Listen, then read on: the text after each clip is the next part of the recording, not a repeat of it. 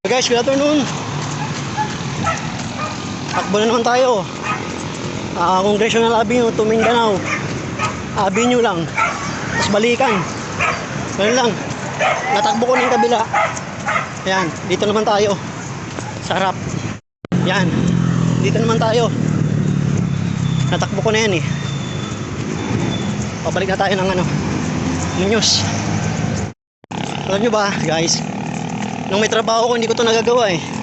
Yung tumakbo o maglakad-lakad dahil busy. Trabaho, bahay, ganoon lang. Minsan naman trabaho, labas kasama ng mga katrabaho, inuman. Hindi ko to nagagawa dati.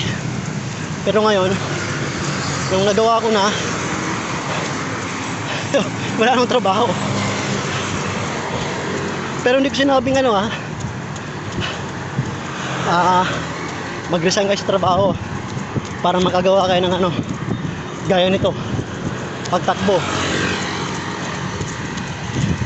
Dahil mas maganda pa rin may trabaho at the same time nakakatakbo ka pa rin. Gawin nyo na to habang may trabaho. Dahil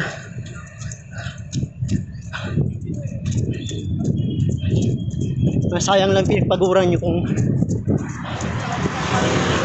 humina yung katawan nyo. Iba kasing nabibigay ng trabaho, pagod. Iba rin yung nabibigay ng ehersisyo gaya nitong pagtakbo. Magkaiba yun. Tsaka dito guys, nakawala yung stress, bumababa yung stress level kasama ng anxiety.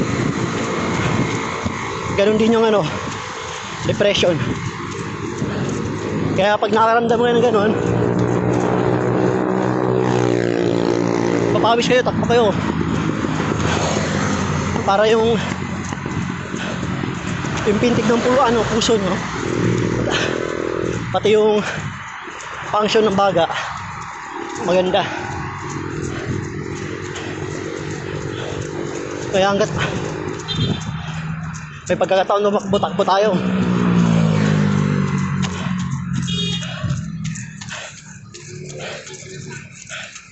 Di masama kumita ng pera, pero kung magiging alipin na tayo ng pera at magkakasakit na tayo, paano na yung paano na yung pamilya na aasa sa inyo, umaasa?